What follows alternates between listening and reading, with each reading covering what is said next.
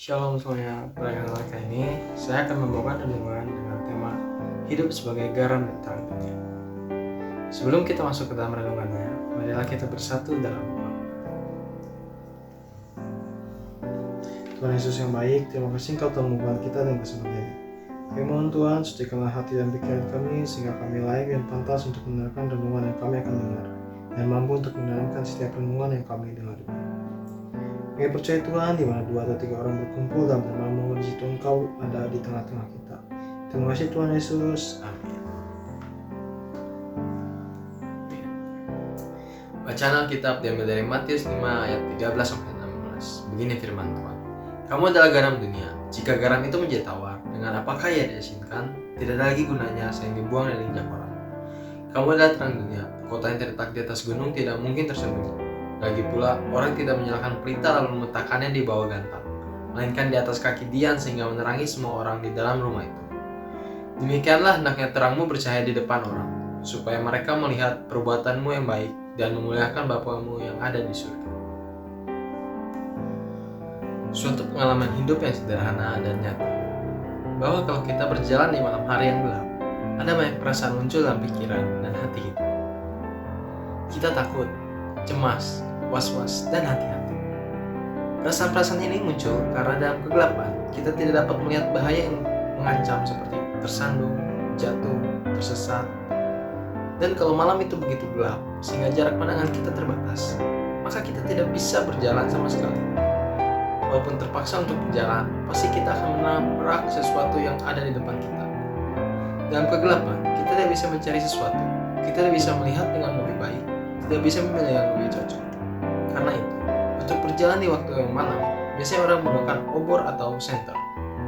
Tujuannya supaya melihat jalan dengan lebih baik sehingga dapat sampai ke tempat tujuan dengan selamat. Dengan itulah kita harus mencari terang kita di dalam hidup kita. Firman Tuhan berkata bahwa kita sebagai anak Tuhan harus bisa menjadi garam dan juga terang bagi sekitar kita. Bukan hanya sekitar juga, tapi bagi dunia ini. Kita menjadi garam berarti kita harus menjadi dampak yang positif bagi orang lain, baik melalui perkataan dan tingkah laku kita. Sebab jika garam tidaklah terasa asin, maka garam tersebut tidak bisa menjadi dampak bagi yang lainnya. Itulah yang membedakan garam dari bumbu dapur yang lainnya. Mengapa kita diibaratkan sebagai garam dan bukannya lada? Karena garam mampu memberikan rasa asin sehingga menyebabkan dampak bagi setiap masakan yang diberikannya. Dan garam bisa digunakan untuk banyak hal, misalnya untuk masak sayuran, masak nasi uduk, dan lainnya. Sementara lada, dia tidaklah bisa menjadi seperti garam. Sehingga Tuhan mau kita menjadi garam bagi dunia ini, supaya hidup kita menjadi dampak bagi semua orang dan nama Tuhan semakin dipermuliakan. Selain menjadi garam, Tuhan juga mau kita menjadi terang. Menjadi terang untuk menunjukkan kemuliaan Tuhan, supaya setiap orang yang melihat kita dapat melihat kemuliaan Allah Bapa di dalam diri kita. Kita menjadi terang, tidaklah harus menjadi pendeta atau pastor yang terkenal. Kita tidak harus pandai dalam public speaking, tetapi jadilah terang melalui perbuatan kita. Dengan kita menunjukkan kasih kita terhadap sesama yang Tuhan izinkan terjadi. Misalnya, kita tidak telat masuk sekolah, kita selalu mengerjakan tugas, tidak menyontek, dan taat kepada orang tua. Semua itu sudah membuat kita berbeda dengan yang lainnya. Sehingga, tanpa kita sadari, kita menjadi terang bagi sesama kita.